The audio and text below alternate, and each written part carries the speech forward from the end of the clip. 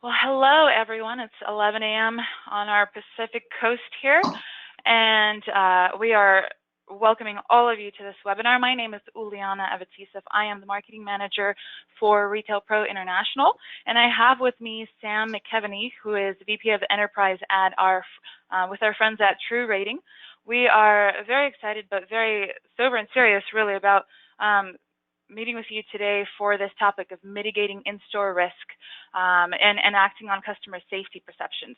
As you all know, I mean, you may be keeping your stores entirely spotless, spick and span, but if the customers if there's just anything that rubs them the wrong way on this, you've potentially lost your entire that customer there for it, because managing the perceptions of safety for your customers is just as, or perhaps even more important during COVID-19 as actually keeping the stores clean. It's as they always say, right? You need to not only do this, but you need to tell them that you're doing this. And so today, what Sam is going to be sharing with all of you is what we've seen as far as data already in parts of the world that have outpaced us a bit in the U.S. as far as reopening and are doing these best practices well for keeping their customers safe, and not only keeping them safe, but helping them actually feel safe during their shopping experience.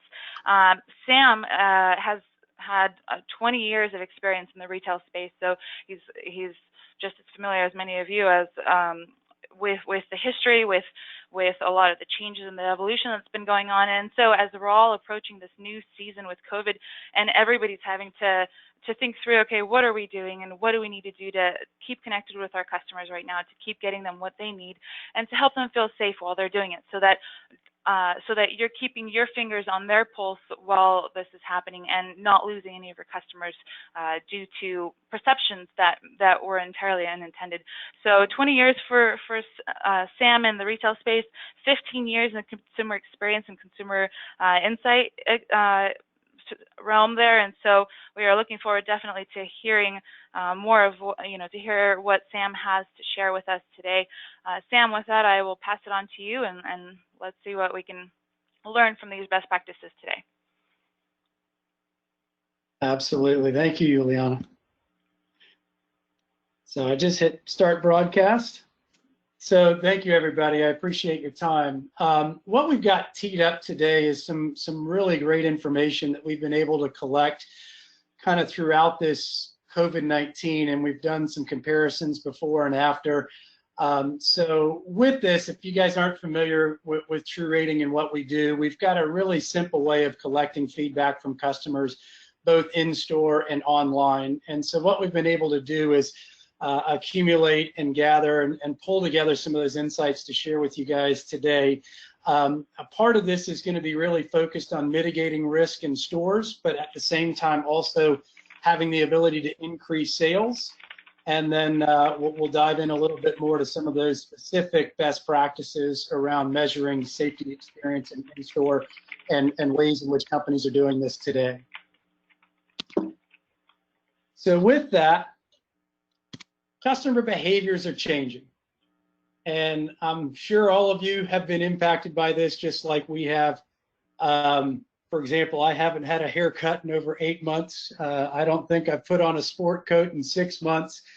And so, how we're shopping, just how we're interacting with each other, how we're conducting meetings. Heck, we now have these bi-weekly family Sunday Zoom sessions that are taking place. But with all this is absolutely impacting how consumers shop.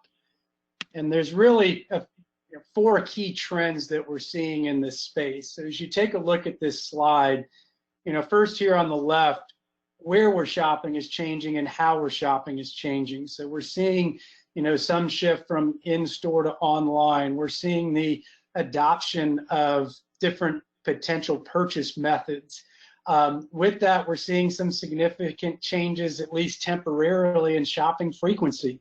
We're seeing obviously a trend up in the use of online, and we're seeing in-store visits go down, but at the same time, we're also seeing that conversion rates are going up. So that's leading us to the conclusion that folks, when they do go out, have a more focused shopping trip in mind, and they're there to purchase. So with that, we're also seeing increases in average transaction value and basket size.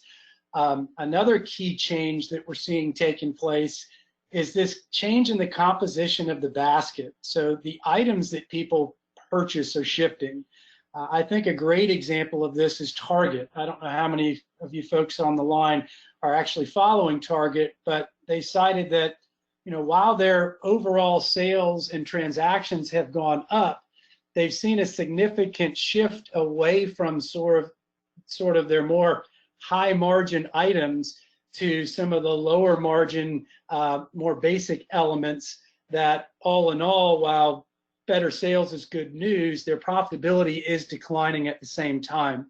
So this is representing all different types of challenges, but at the same time, it's also representing some opportunities for growth. And so as you think about this, you know, consumers are now trying out new ways to shop. And so, you know, with this, here was a presentation, and I stole this slide from a presentation we gave to the Atlanta Board of Commerce, or excuse me, the Atlanta Chamber of Commerce. And we were, funny enough, following the CDC and some of their recommendations based on what they were seeing with COVID-19.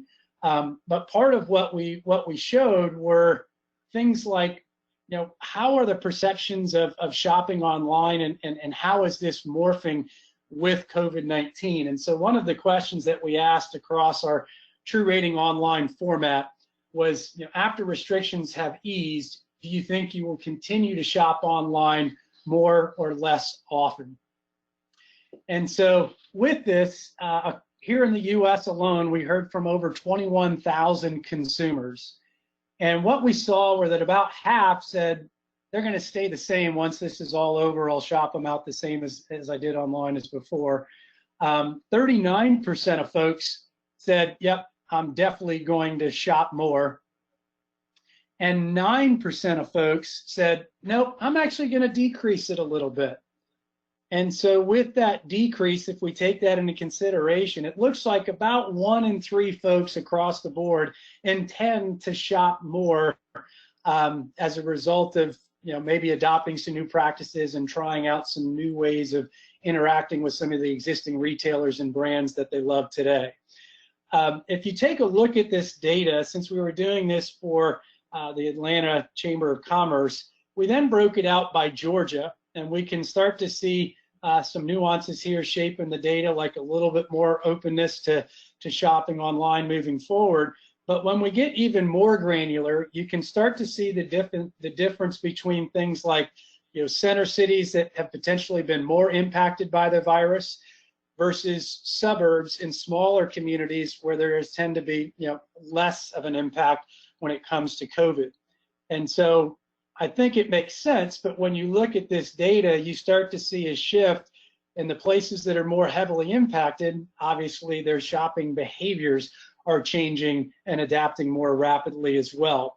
A different way of showcasing this, and a different question that we asked in the same report, was around how excited were folks to get back in and shopping in the stores. And so as part of this study, one of the other questions that we asked was, how do you feel about visiting stores again? And we gave the option of either, are you excited, are you about normal, or are you nervous? And then here on this chart on the right, you can see it broken down by state. Now, we also did this across the globe. But what's interesting about this map on the right side is we also ran this back in the May timeframe as stores started to reopen the first time before the second wave of the virus hit. And we saw a slightly different story. So there were a lot more folks that were not nervous. So there was a lot more of the white, the grays, and the light purples. And what we've seen is this shift to now a majority of at least light purple, and some areas of concern, obviously, you know, some of the most heavily impacted areas. But what's the good news here, and kind of the light at the end of the tunnel, is if you take a look here, you know, almost 4 out of 10 folks are excited to get back into the stores. So what we're seeing, and this is globally, but even more so here in the U.S., I think that's just because we're a little bit behind the curve and where some other countries are, but we're seeing this pent-up demand to get back in the stores. And as you can see here, the good news is basically across the board, only 1 in 4 consumers are really gravely concerned about this. And so this is great news for those who are able to open up, and we'll talk about more of that in a second. But as we think about the opportunities for growth moving forward, these are going to be both, in areas like new channels. So with this change and different ways that we're just interacting with each other today on a personal basis, day to day, this is opening up new opportunities for retailers where existing customers are taking the time to potentially maybe go online or try the buy online, pick up in store, or maybe even try some brand new form of interaction with your company via an app or something that may not have had the tendency to do before this. I think another great example of this is simply kind of in the grocery space. So next to my house, I personally have 2 grocery stores right up the street that are about half a mile away, and another one that's about a mile away. And my wife and I, frankly, had 2 disappointing experiences out of the 3. And so we ended up trying some other brand new retailers that we had never considered that are just a few more miles away. And one of those was actually able to earn our business because they had a much better online experience tied in with their curbside pickup. So, with this, as you think through the ways in which you can reach your customers, it will be important as best as possible to be able to understand from your consumers and your customers how you're doing in those new channels. Because while it's a great opportunity to gain new customers, it's also, unfortunately, an opportunity to lose customers, as it happened just in the recent example I gave you in the grocery space. So with that, one of our clients, for example, using our TruRating Online tool, which is just a simple widget that pops up on the confirmation page. It's just a single question about their experience. You can rotate the question. But in this case, this retailer had a question. This was right when they were opening up new stores. So they quickly put in this question. In literally about 4 days, they heard from over 5,600 customers. And the question that they asked was, next time, would a contactless curbside pickup at your local store interest you? And so what they found was about 45% of customers said, yes, they would absolutely be interested in this. And so what this company did was then further break down their responses by region, and they were able to prioritize in which markets they were going to introduce curbside pickup kind of first, second, and third. And so I bring this example up specifically because we are seeing, at least temporarily, a significant increase in the use of online channels. For example, Adobe's Digital Index reported that there's been a 200% increase year over year from April 2019 to April 2020 in the use of buy online, pick up in store, or some kind of subset of that. And so with this example here, I think it is important, if you've got the means and the ability to ask your customers questions, this is a really fantastic time to dive in and probe deeply on some of the changes that you've got, something that you're considering. For example, one of the popular things that we're seeing right now that a lot of companies are moving towards, if it's a right business fit, is the idea of subscription models. So in this case, this was an example, again, this retailer used the TruRating Online tool, and they just asked their customers, would you be interested in an auto reordering option? And so with this, they were able to quickly assess with their customer base specifically, and in this case, they heard from about 11,000 customers over the course of, I believe it was 3 weeks, whether or not they were interested in this option. And so, funny enough, for this company, they're a pet retailer, and 15% of their customers said that, hey, you know what, I would be up for this new subscription model. And they were also able to learn that the customers that did say yes also spent 4% more on average. Now, with these tools, this retailer was then quickly able to do a ROI assessment and figure out, well, it's going to cost us, a couple $100,000 to implement this new functionality on our website.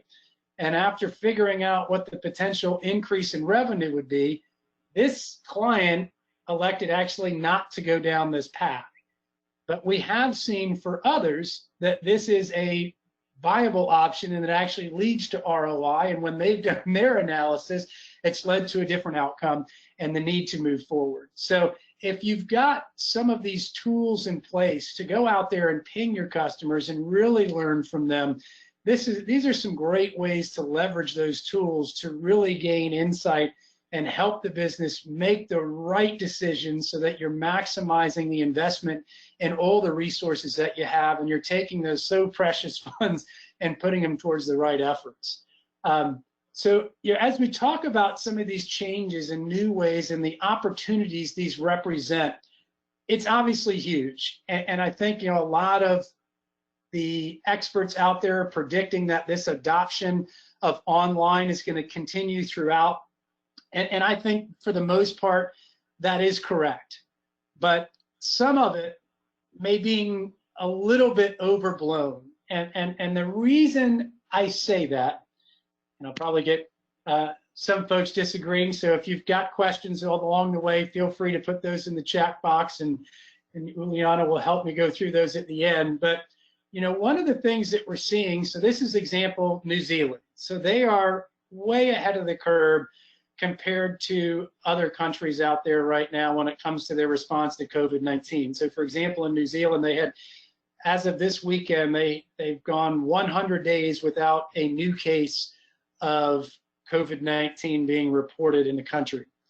And so we work with several retailers in that market. And so what I've got here is a chart that shows on the left-hand side a mix of online and in-store shopping. In-store is in blue, online is in gray. And we can see for these retailers what this looks like for the month of February. And then we go into March all the way through to end of July 2020. And so in the New Zealand market, we obviously saw this large spike in online shopping as a result of COVID-19. But what's really interesting is that we're seeing, since the stores have reopened in New Zealand, it's tracked back down. So what this is suggesting is that we human beings are really creatures of habit. And it's really difficult for most folks to completely abandon what they've done in the past and completely adopt new ways of doing things. So we have a tendency to revert back to our old habits rather quickly. And I think that's, if you just think about everybody and New Year's resolutions, and if you're a gym goer, you see that spike in the gym in January and February, and by August it's back down to the normal levels. It's the same thing when it comes to adoption of new behaviors and how we shop. Now, I'm not suggesting that investing in online is not important. It is. And as we get more and more folks who grow up with this type of technology, the use of online and apps is only going to increase. But, what we are seeing is post-COVID-19 in the places where, they're far ahead of the curve and there's less concern, habits are returning to normal. And I make such a big deal about this because this ties in heavily to safety experience in store and why this is so important. And so before I dive into that, one interesting note is what we're seeing in store for these companies that have opened New Zealand. There has been a drop in overall customer experience when it comes to their perception of product and the range of products. as well as the value associated with those. And so, as we're going through this, it is critically important, one, not to lose focus on the general customer experience. And part of that is simply having the right products available and on the shelves. And so I know a lot of folks out there have challenges around sourcing and supply chain, but it is absolutely critical that we continue to focus on those. And in addition to that, make sure customers feel safe in store. So with that, we're going to transition and switch gears here a little bit. So, as stores, open back up in May and June, and I know we had that second wave, but I think we're seeing stores start to open up again, and hopefully this second wave is going to be behind us here very shortly. But what we're seeing is one, a lot of changes being made in the retail space, just in terms of adopting brand new practices in store. And I'm sure many of you out there are doing this, and I've got some of them listed up here, but obviously there's plexiglass being put up at checkouts. We're seeing a lot of companies adopt and have maybe shorter hours, allowing more time to clean the stores overnight. We're seeing dedicated shopping hours for specific at-risk segments of the population. In some areas of the country, there's capacity limitations that companies are having to deal with. Some are going as far as having staff posted at the front of the store, one, ensuring that everybody's wearing masks, but two, potentially keeping account of how many folks are in store and potentially kind of one in, one out strategies. Listed up here, critically important right now is having everybody wearing masks, social distancing, so I think you guys get the picture of where I'm going with this. But the reason these things are so important, and what Juliana pointed out earlier, is this isn't only important just to do these things. It's really important to communicate to your customers so that you can change or alter or influence the perception of what you're doing. Because what we're seeing out of the gate is when folks feel safer in store as a result of the steps being taken, they spend significantly more money. And I think we all know it's critically important to do this just because it's the right thing to do for public safety. But there's also the nice carrot that when we do it well, customers spend more money with us, conversion rates go up, and so do the amount of money that they spend with us in store.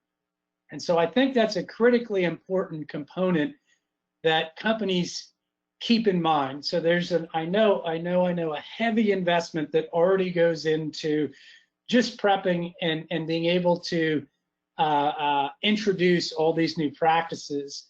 But if you can also at the same time measure how you're doing in this space, quickly isolate at-risk stores, and go in and fix that problem, that's not only good from a public safety perspective, but it can help you make more money in a very quick way. And so, here I've got a quote from Peter Drucker: "What gets measured gets improved."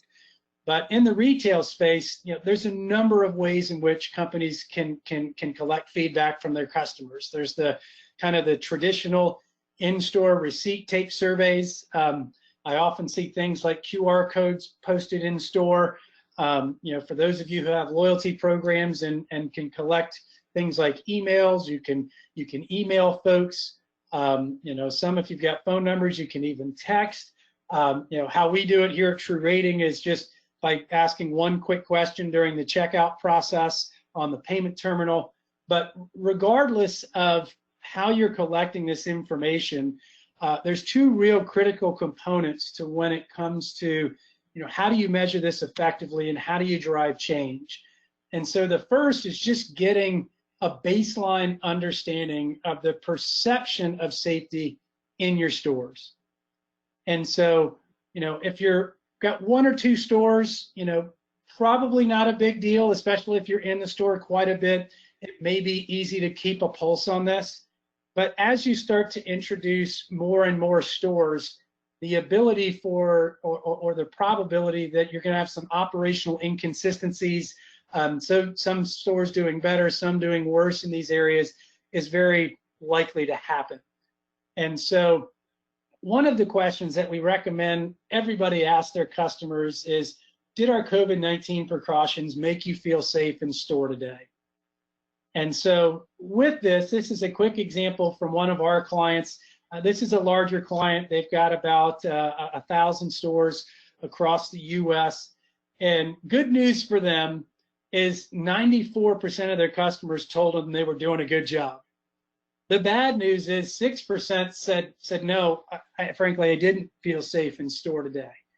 And as I mentioned before, for this retailer, we saw a slightly smaller impact on sales. But what is important to note is this is more of a discount retailer. So they sell a lot of low price, low cost items, but they tend to sell quite a bit of them. And so here, we saw the delta of about 7.7%. And I'll come back to why that's important in a second. But with this approach to collecting feedback, with the simplicity of this, we are seeing a 73% response rate, for example, here in the US. And so this retailer was able to hear from 55,000 customers very quickly on this, and that for them was about 1,000 customers per store per week that they were hearing back from. So it was able to give them some really good insight into how they were doing. So the next step kind of in this process is, one, to just baseline how you're doing, but then two, be able to drill into kind of breakdowns of your stores. So in this case, we're looking at a breakdown by region. So if you've got field leadership, if you can provide, package this data up and give that to them at a regional level, it'll help them, better understand how they're doing in comparison with the rest of the company. But the next step after this is showing each region then how they're doing, who are their top performing stores and their bottom performing stores. So, the key to measuring whatever, so whether it's the in-store experience, whether it's the overall customer experience, whether it's, isolating it and doing some test and learn in a specific store, the key is being able to drill down into the individual store level and provide those store managers specifically with the insights they need to be able to take action. And the more you can do this in real time, the better. So in this example, what would happen is each region would understand their scores. They'd be able to dive in, very quickly and see their top performing stores versus their bottom performing stores. And from there, they can start to drill into each individual location. And so the next step in this process, it's great to understand their perception of feeling safe in store, but then I need to know, well, if folks don't feel safe in my stores, what do I do about that? How do I fix that? And so then the third step in this process is really getting down to what I would call, more objective type measures. These are questions that are very black and white, kind of yes or no, and it kind of removes subjectivity, and it's like, did we do this right or did we not? And so I've got a couple examples up here. So a great question that I think every retailer out there should be asking their customers after they've had an in-store experience is, were all employees wearing masks properly during your visit? And the wording of that question is particularly important. So quick example, there's a very large retailer. I'm sure every one of you have been into it. It's right down the street from my house. I was just in there yesterday having to pick up some last minute things that we forgot for dinner. And I saw approximately 7 or 8 employees on my visit. 2 of those employees, while had face masks on, the face masks were down around their chin and not covering their mouth or their nose. Defeats the whole purpose, right? At the same time, it made me feel extremely uncomfortable, and so made me kind of sprint in and want to get in and out of that store as quickly as possible. So having these type of more objective black and white measures are the kind of tools that store managers need and folks within each individual store. It's the type of info they need to be able to take action.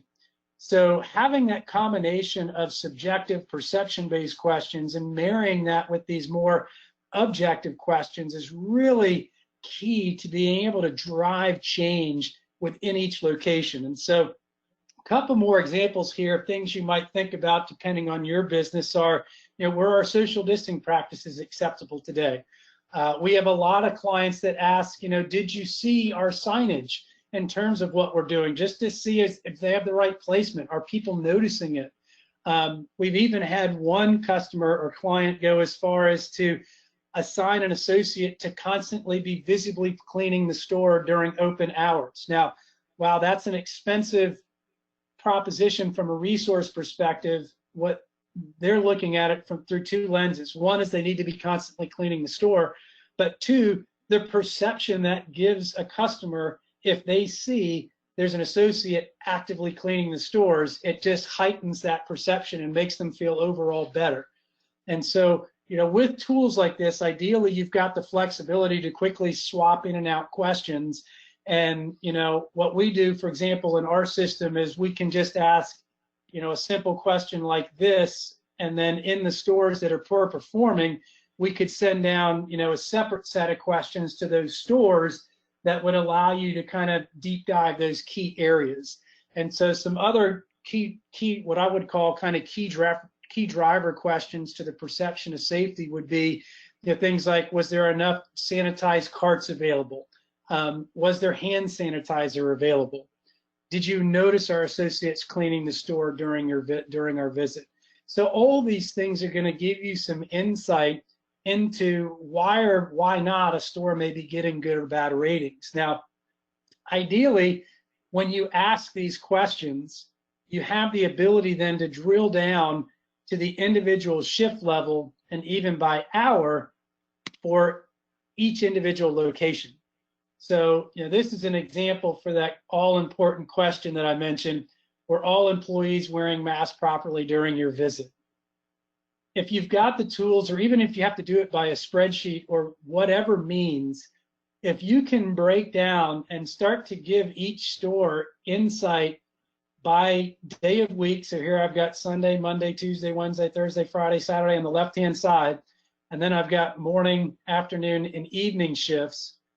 So within this store can quickly look in and see, okay, my worst time or my best time of day is Monday mornings.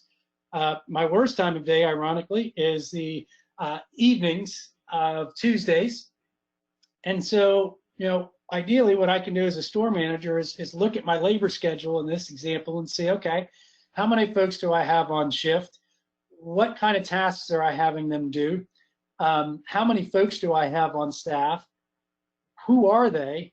And then start to examine what actions do I need to take. So one, with this question, were all employees wearing masks properly today? I need to understand very quickly who was on which shifts, and I need to go in during these shifts in red. So for example, Sunday, Tuesday, Wednesday, and Saturday evenings, as well as Tuesday, Wednesday, and Friday mornings, I need to talk to those associates first in this location and talk about the importance of wearing masks properly.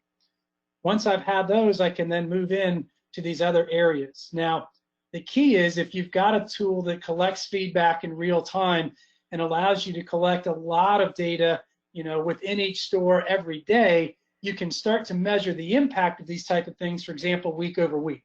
So a lot of our clients will leverage this. They'll look at this, they'll look at it at store level, they'll go have conversations, and then the very next week they'll come back and look at the heat map and say, did we address these areas during these critical times? And then they can look at, again, those key driver questions, whatever the right questions are for your business, and they can start to see where they're improving, where they're not. And ideally, again, if you're tied into the transaction like our system, you can start to see very quickly the impacts this has on overall, transactions. You can look at the impact it has in this case specifically on ATV, and you can really start to assess, what's the financial impact of this for the business. And so as you think about these tools, they're really great ways, especially as your company grows larger and larger, to have these really great conversations with your store managers. These tools are things that can be used longer term. So as we come out of this, and eventually COVID-19 will go away to some degree, and there will be a sense of normalcy again. So having tools like this at your disposal and knowing when to transition from, safety experience to customer experience is going to be really important. Right now, obviously, we're going to be in this for the foreseeable future, probably at least 6 months. So being able to keep a pulse on the perception of experience, the safety experience, but also the actual steps that you're taking and who's following those and who isn't is going to be critically important. But I also challenge you to think about how are you measuring the overall experience and things like perception of the product range, availability of products in the store, the level of service they're receiving. So SafeX is critical right now, but we're only going to get a pass on delighting the customer for so long. At some point, the fundamentals of retail are going to return, and that in-store experience is still going to be a differentiator for retailers. And so being able to kind of, as best you can, start to measure these in parallel is going to be really important. So with that, if you are thinking about investing in tools like this, or you want to upgrade or get more out of your existing programs, I highly recommend diving into safety experience, but keeping in mind that importance of retail is going to come back with a vengeance, and being able to measure that, improve, and to take advantage of all these new opportunities you're getting, whether that's in store, whether that's online, whether that's through your mobile app. Having a simple way to collect feedback from customers is really, really important, especially with how fast things are changing. Now it's never been more important to have a real-time pulse on your customers. So, with that, as you think about the key takeaways from today's session, behaviors are changing faster than ever before. That being said, we're seeing huge spikes right now in online, but there may be a leveling out. This probably will come back. So if you haven't invested in the online, it is highly recommended that you continue to go down that path and do that. But also keep in mind that folks are coming in store, and when they do, we better make them feel safe. Once we've made them feel safe, we better have the right products in stock, and we better start keeping an eye on perceptions of service and understanding kind of what are those key drivers of service longer term. So with that, we know that physical isn't leaving, despite what many are hypothesizing. Human nature is what it is. And so we are going to see this come ramping back. And so being able to measure all these different things is critical. So with that, I know we will be sending out what we call a COVID-19 measuring safety experience in store. It's basically a white paper I put together with the help of some of our clients that outlines in a little bit more detail some of the things that we talked about in terms of measuring that safety experience in store. In that, I've also included some different potential benchmarks that you want to consider for some of those specific questions. And if you have any questions about that, don't hesitate to reach out to us here at TruRating or the folks at Retail Pro. And so with that, I'll pass it over to Juliana. Thank you, Sam. Yeah, that was really helpful. And as Sam mentioned, we will be sending out that white paper as well as the recording of this webinar for you. We do have one question on the chat so far. If any of you have any last-minute questions while I'm asking and Sam's answering, please feel free to type that into the question box. Otherwise, you have our contact information on the screen there. Please feel free to reach out with any questions you might have, just further information or deeper, for deeper understanding of the content of the statistics that were shared there as well. So the question here is, and Sam, I think it's very relevant right now. Maybe you can speak to this a bit with just everything that's going on with COVID and concerns that people have, and for how much contactless methods are trending right now. Do you see from data that of customers who are using your platform right now, do you see evidence of people's hesitation to engage with this kind of survey platform because of fears of touching the payment terminal? Oh, that is a great question. And I think you're absolutely right in what you said there in terms of there has been an increase in the adoption of contactless and some of those other payments. But what's really interesting and something that obviously we're relying on, at least for our in-store approach to collecting feedback from customers, is ours is a simple question at checkout, and you press a single button to respond to whether it's a scaled question or a yes/no question or what have you. But we were honestly afraid that we were going to see a severe drop, and we honestly did see a drop in those numbers right at the peak of COVID-19. So we work across the globe, across the UK, Europe, Australia, and New Zealand, as well as here in North America. And we saw an initial drop from the essential retailers that remained open and folks' kind of willingness to touch that payment terminal the first couple weeks in April. But as in general, as retailers started to reopen, we saw our response rate on average, for example, here in the U.S., we're hovering just over 74%. We've since only seen that drop down to 73% since stores have reopened. And other venues, we're talking to our clients and they're looking, a lot of times there's the need to ask customers to validate their loyalty information, or there may be an option on the PIN pad to select the type of receipt they'd like. And what we're seeing is very little hesitation to interact with that. So as much as I think a lot of mobile and contactless payments, we're hearing all these reports come out, what the data is showing us is people are not scared to touch the terminal when they're in store. And I think that gets back to the folks that are willing to venture out and go out. They're still touching things in the store. They're still interacting with staff. They're still, interacting with products on the sales floor, and they're still interacting with the payment terminals. So, while we saw, a very small, about a 2% drop in our overall response rates, when you think about that going from, for example, almost 75% down to 73%, the impact's not huge. So I don't think everybody needs to freak out if they don't have contactless. It never hurts to implement that and give your customers options. But I think it also is good as you think about this payment ecosystem that you have and the tools available to you through your POS and through whatever payment software you're using.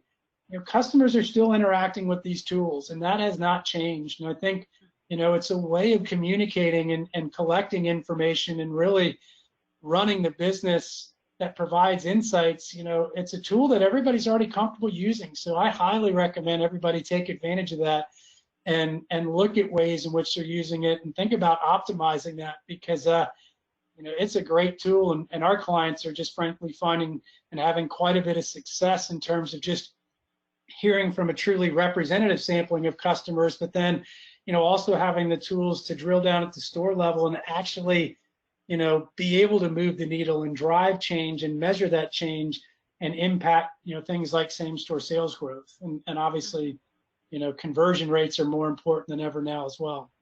Absolutely.